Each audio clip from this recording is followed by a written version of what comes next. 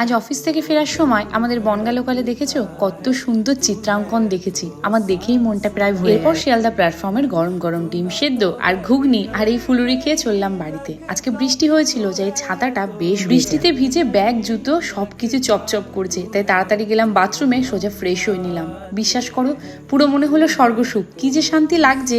একটুখানি face pack মেখেছি, কিন্তু ওই যে ড্রেসটায় পরে ড্রেসটা নষ্ট হয়ে গেল। আবার এটাকে চেঞ্জ করতে হবে। মুলতানি মাটি কিন্তু অয়েলি স্কিনের জন্য খুব ভালো, যাদের অয়েলি স্কিন অবশ্যই মাঝে মাঝে মেক। এই গরমেও মুখটা আমার ভীষণ ড্রাই হয়ে যাচ্ছে, তাই আজকে একটা শীত মাস্ক নিলাম।